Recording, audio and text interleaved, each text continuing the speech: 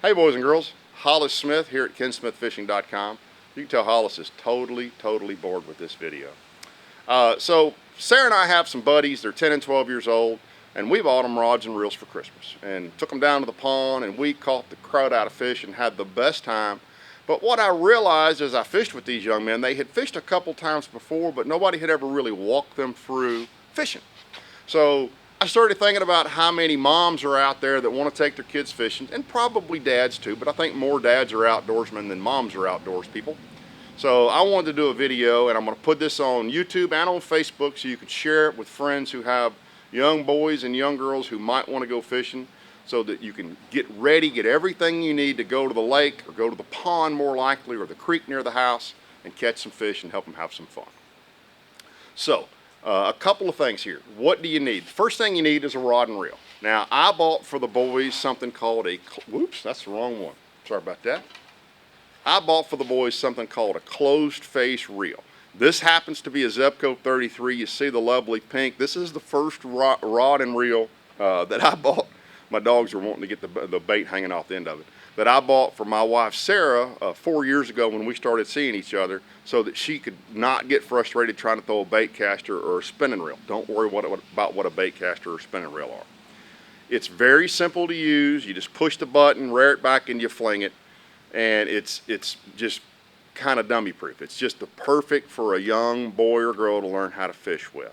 Now, you can buy them at any of the big box stores, at Academy, where I bought the boys. At Academy, I got them both. By the way, so there's a Zebco 202 that's a little bit less expensive. It's actually what I started with, and then when I got fancy and saved up money cutting yards, I bought a Zebco 33.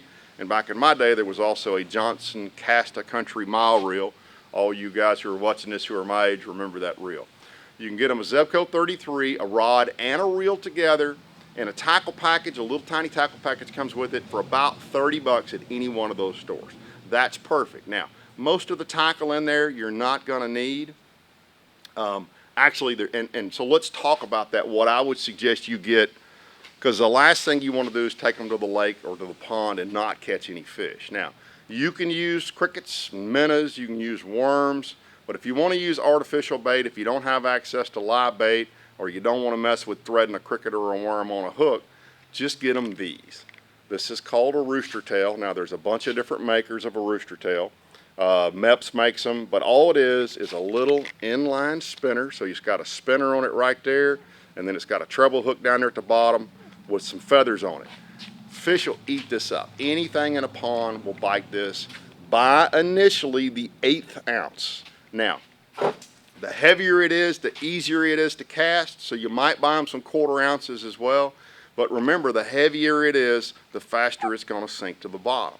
And for a young fisher person, their two enemies around ponds are getting something hung on the bottom, so something that falls to the bottom and gets hung up. So what you're going to want to tell them to do is throw that spinner out there and just start reeling, okay?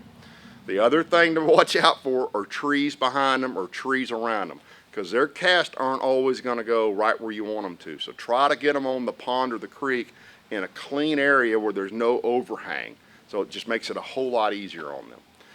Besides that particular bait, the other things that you're absolutely going to need that I didn't realize the boys were going to need was two really simple things. Now, I'm going to talk about Academy here. They're no sponsor of mine, but because I know they have these. These are Forceps, okay? So when the biggest enemy for a young person when they catch a fish is the hook in the fish. So we want to get the hook out of the fish and not into the child. So these are ideal. You just reach in there, you clamp it on the hook, and you can pop that hook out. Real simple to use. The thing I really like about these is, while they're fishing, kids, as we all know, are notorious for laying stuff down. They're going to lay a pair of pliers if you give them a pair of needle nose pliers. A lot of people, and you'll see all the guys in their boats use needle nose pliers. Well, I lay my needle nose pliers on the carpet of my boat, and I can't walk more than 20 feet away from those or I'm going in the water. If you're on a pond, you certainly can. So I love giving them Forceps. The thing about them is they can then, while they're fishing, clip them to their shirt, to their pocket, to their belt loop, And then they've got them handy. And of course, knowing little boys and little girls, that's just something that's going to be fun to have dangling off of you, as you're well aware as well. The other thing that they're going to need is something to cut their line with. Now, you can buy them a little pair of scissors, but once again, the challenge with a little pair of scissors is they're going to lay them down in the grass and then not be able to find them. What I would suggest to you, and I don't have a pair with me, but I've had pairs, and there's a pair somewhere in the boat. Buy them a pair of fingernail clippers on a lanyard, just goes around their neck. Again, Academy, Walmart will have them in the fishing department, Target will have them in the fishing department, Dick's Sporting Goods will have them in the fishing department. So buy them those, sorry boo, so that they've got a way to cut their line when they tie their knot. So that is the other key, is they got to learn how to tie a knot. Now I'm going to show you how to do this first.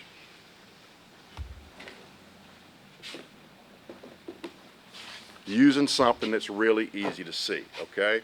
So they need to learn to tie a really basic knot, and this, by the way, is something I would have them practice till they get good at it, away from the lake, right? Or away from the pond. I'm going to teach them to tie a Palomar knot. So we're going to assume the bottom of this net is my eye of my hook, and we're going to do it again on a bait in just a second. All you do to tie a Palomar knot is you run your line through your eye, right? And then you run it back through your eye.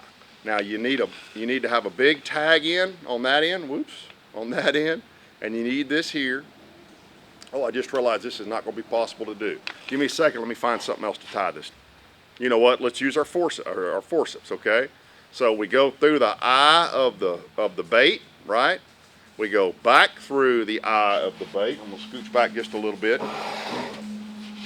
Okay? So now we've got our tag in and we've got our loop, and you're going to simply tie a really, really basic overhand knot, right? You loop it around, and then you got a hole, you reach through and you grab your bait and you pull it tight. And you'll see that, I'm not going to snug it up because I want to do it again, but you'll see that's a Palomar knot. Now, let's do it one more time just so everybody can see what we're doing here. Okay, so we've got our bait, right? We run through the eye of the bait. What's an eye? Good question, Ken. See that little tiny circle right up there at the top of the bait? That's the eye. That's where we want to run our line through, okay? So we run our line through the eye. We run it back through the eye. So we've got a double, whoops. So we've got a double line through our eye, okay? Remember now we tie what? We tie an overhand. I sound like Mr. Rogers. Boys and girls, we're going to tie an overhand knot, okay? So we just simply tie an overhand knot. We hold on to our tag in with our other hand, and we've got our loop over here. We reach in, we pull our bait. You hear the dogs playing. We pull our bait through there. We hold on to the tag in, and we just snug it up. And we'll show you how to do it with an actual lure right now. Hollis super close up. Ah, okay. So I know this is going to be a heck of a lot harder to see, but I want to show you with an actual bait. All right. I got my eye and I got my line, and remember I'm going to go, boy, that's hard to see, Hollis. I'm going to run my line through my eye, and I'm going to run it back through my eye. Okay, so I got a double line. I'm going to tie a real simple overhand knot. I'm going to reach down here and carefully grab those treble hooks, and I'm going to, now by the way, one of the things, and I know moms aren't going to like this, but one of the things is when you pull this tight, it gets hot, and sometimes it'll cut the line. So really what you want to do, holding that tag in, is wet your line. You can also do that in the pond. You pull it tight. Now, a key thing that my boys weren't doing the other day, and they weren't getting bit, is they weren't cutting that tag end off their line. Well, it trails along behind and hits the spinner, and it doesn't spin, so they couldn't get a bite. So again, take your scissors or your fingernail clippers and just cut your line, bing, right there. There you go. Now, you want to make sure your line's nice and tight so there's no loops in there, and you're ready to go fishing with your little Zepco 33 and your Rooster Tail. You're not getting grumpy on me, are you? By the way, did you check out them monster feet? Ooh, are those cool or what? Thank you, Uncle Gabe, for the fancy monster feet. Okay, so there you go. Now, there's two other baits that I'm going to suggest that we should have besides that. So that is not particularly weedless. By the way, also let me mention that. If you're around a pond that has grass or other stuff in the water, excuse us. When they bring that bait in, if it's got grass on them, you got to explain to them. They've got to clean that off every time. A fish, I've never caught a fish, well, I've caught one in my life where I had grass dangling off my bait while I was reeling it in. So you got to clean the bait off every time, no matter what kind of junk gets on that bait. That bait, as I mentioned, is not particularly weedless. It's going to get hung up. These are about $3.50 a piece. You can buy these in a 6-pack. I just Googled it, by the way, out of curiosity. I would suggest the 1/8 ounce to start. The heavier they are, the easier they are to throw. You might buy some quarters as well, but the 1/8 are ideal. They don't sink real fast, and those reels are pretty slow in how they reel baits in, so it'll keep it from getting hung up on the bottom. But when I Googled it, Cabela's immediately popped up with a 6-pack of them for 20 bucks or 22 bucks. I would buy them a 6-pack. All that other stuff and the tackle pack that you get with your Zebco 33 is not particularly great stuff. There's some bobbers in there. You know, again, if you want to go live bait fishing, but most of us don't want to mess with threading a worm or a cricket on a hook. So ideal is just using some artificial lures, but artificial lures that'll catch fish. That's the key here. So you want to have a Rooster Tail of some kind, or a Meps, or some kind of little inline spinner. You can buy them all over the internet or at any store that sells fishing stuff. The other thing you might want to buy them is a safety pin spinner, something called an H&H spinner. I'm going to have to get one of those, but I'm going to take a break right here to get one, and I'll show you what that looks like. Okay, H&H spinnerbait. Comes on a little card like that. They require a little bit of putting together, so I'm going to show you how to do that. So in each package comes a little spinner. Okay, that's called a safety pin spinnerbait. See how it's kind of shaped like a safety pin? And it's got a little double hook on the back. And inside of that skirt, the rubber thing's called a skirt, there's a little loop, okay? And what you're going to want to do is you're going to want to run that loop on here, but just pay attention here. So the bait runs through the water this way, spinners up, skirt down. You want to make sure your hook runs facing up as well. And let's see if I can get this right first try, because I've done this so many times I probably won't. Let me think this through. If he's going to go on there like that, he needs to go on there like that. So just loop him through the spinner, pull him up, bang, you're ready to go fishing. And that is one fish catching little dude as well. So between those 3 baits, actually I'm going to show you what the other baits are if I hadn't already done that, so I'm kind of doing this piecemeal. That's a fish catcher. That one's 3/8 of an ounce. So they got to reel that pretty quick to keep it up off the bottom, but they'll catch everything in a pond on one of those 3 baits. Okay, so that's an H&H. The last thing I'm going to suggest to you, either because you have a whole bunch of brush and grass and stuff in your pond, or the kids want to try to catch some better fish, is buy some of these. These are Yamamoto Cincos in a 5-inch. So thought for a second I'd pick something else up. Okay, those are a little bit more expensive. That's about a $6 pack of those. And what you're going to need to tie that onto is buy this. Now you don't have to buy red ones, but buy a Gamakatsu 3/0. You can buy an owner as well. 3/0 is called a EWG hook. You can see it says EWG right there. See if you can see that in the glare. That just simply means extra wide gap hook. Now, here's how you rig one of those. Okay, so you're going to have your little wide gap hook, right? And it's going to be tied to your line, and then you have a Cinco, you have a fat end, and you have a skinny end. All you do is, and by the way, these are super, super weedless, and fish eat these things up. You simply go right through the middle of the bait, go in there about 1/4 of an inch, and you turn it and you bring it out, okay? And then you weed it all the way up onto your line, right there. Now you've got your bait hanging down just like that. Now, you can do it a couple of ways, but for young kids, just stick the hook right in the bait right there. Now, this one's different. The H&H and the Rooster Tail, they throw it out and they just steady reel it in. This one, they throw it out and they let it sink to the bottom. Pull it up a little bit, let it sink to the bottom. A lot of times, especially with ADHD type kids, just tell them let it sink to the bottom one time. If a fish is around, he's going to come get this. Now, the water needs to be a little bit clearer to throw one of these. Let's just say in a foot of water, you need to be able to see the bottom. Okay, bub? And if you can't see the bottom in a foot of water, throw one of your spinners. That's the base. So let's talk real quick about how to handle fish and how to unhook fish. So I caught a little bass yesterday or day before, and here's how you handle a small bass. We got a hook in the corner of the mouth, right? So we're gonna grab him by the lip. Now, you see the hook right there in the corner? Actually, let's switch hands.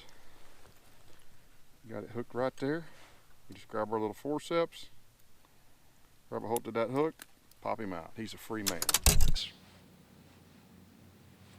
Okay, now I'm hoping to catch a perch in the next day or two to show you. Those are actually harder to catch on a big lake. They'll be easy for the kids to catch in a pond. So here's how to, assuming I can get this footage, here's how to handle a perch. Okay, so I set this up to do a cutaway, and I was gonna go out this afternoon with my little Rooster Tail, and I was gonna catch a brim to show you how to handle a brim.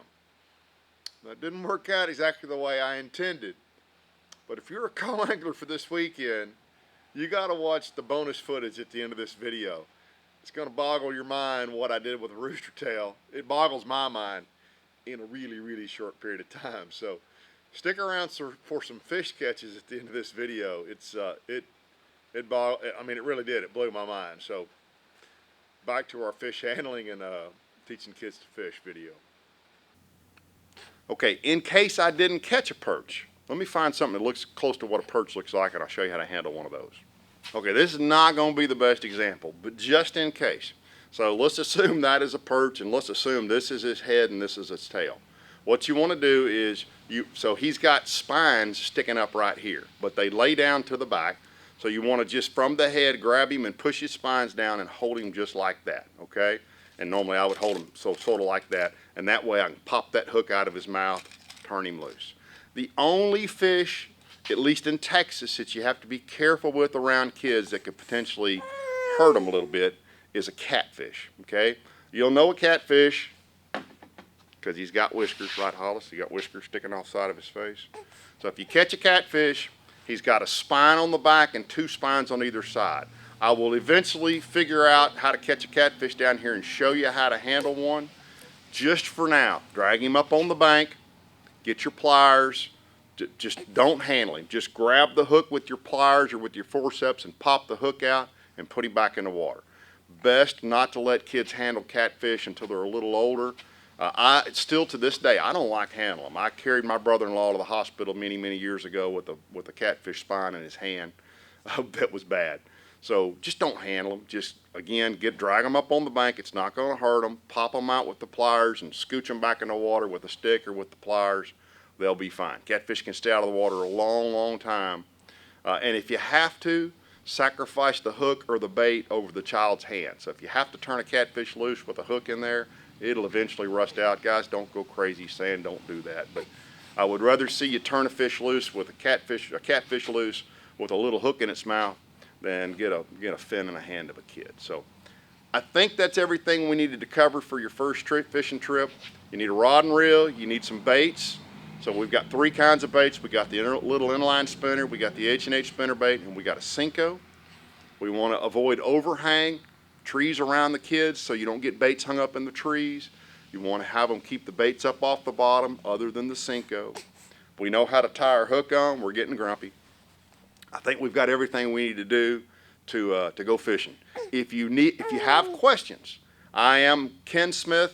I am at kensmithfishing@outlook.com. And I answer every email I get. Or I'm also on Facebook. You can just messenger me here on Facebook. Hollis is not on Facebook. Rawr, he's getting mad. So there you go. Glad to answer any questions. Take a kid fishing. It is the most fun way to spend an afternoon. I had an absolute ball with the boys the other day, and we'll be getting back on the water again real soon. Tell them bye, Hollis. Say bye, grandmother. Thanks, guys. Well, my intent was to come out here and catch a brim to show you how to handle a brim. But I couldn't catch a brim. I caught this. Rooster Tail. Let's get busy, Rooster.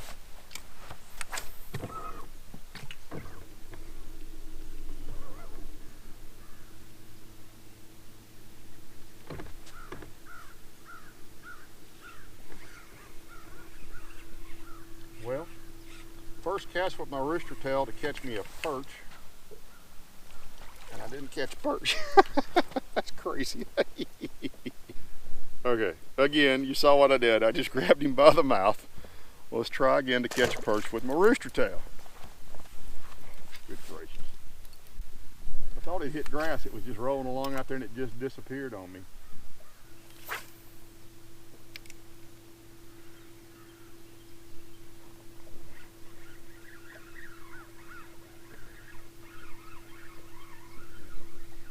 See what we got here this time. And we got another bass. Okay. He is angry.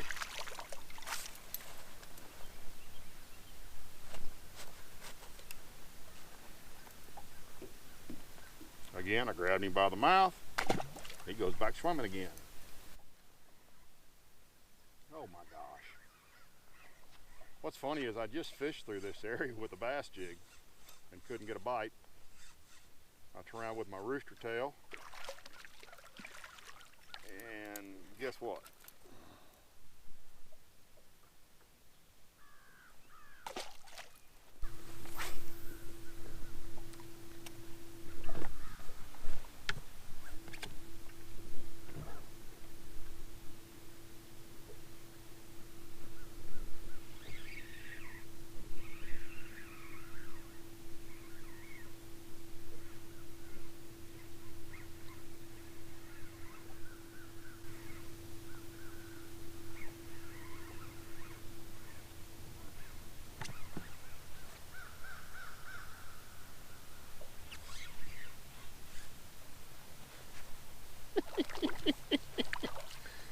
What you're witnessing is a 57-year-old man turn into an 11-year-old.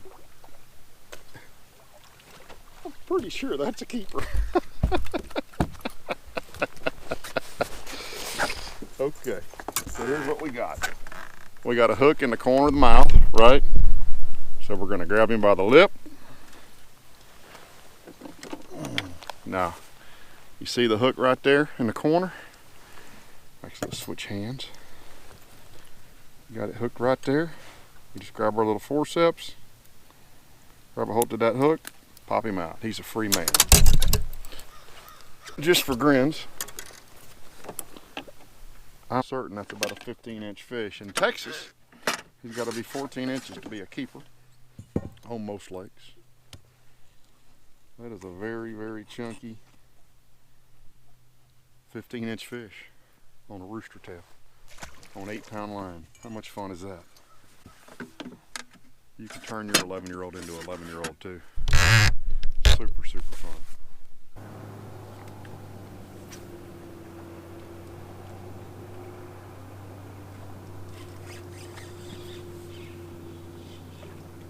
Dude, hit the water.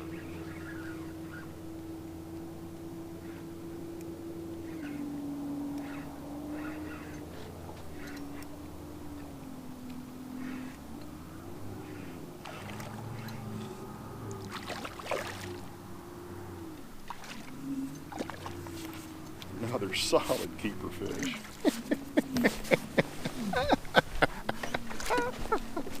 Oh my gosh, look at this one.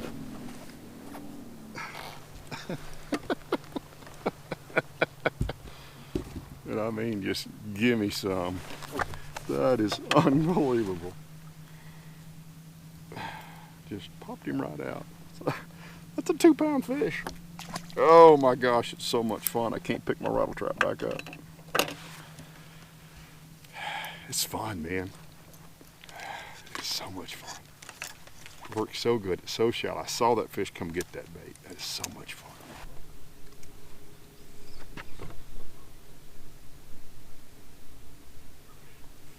Here we go, here we go. We might have a perch. No, it's a baby bass. These are the guys, by the way, dangerous, because there's not a lot of mouth to grab a hold of. So in this case, you grab the bait, and then you get that little guy. And you can get that hook out of there. Probably should have used my forceps, but bada bing, look at that giant. Oh yeah, baby. Booyah. Awesome.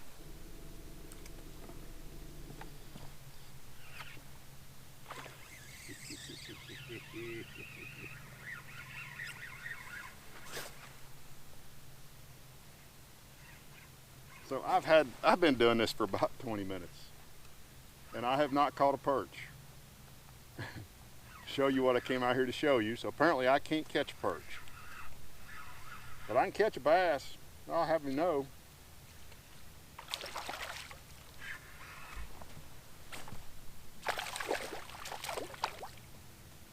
I will have you know I can catch a bass. So I hope you guys enjoyed this video. I hope it motivates you to want to take the kids fishing. It's another solid keeper in here on that Rooster Tail. I hope this motivated you to want to take the kids fishing. I can't wait till Hollis is old enough to go together. Oh, excuse me. Because once he does,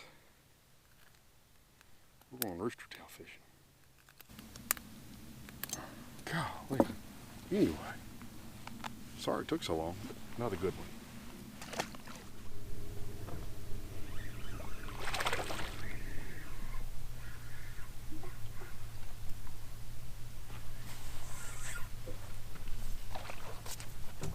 I really want to catch a limit before I go in on my Rooster Tail.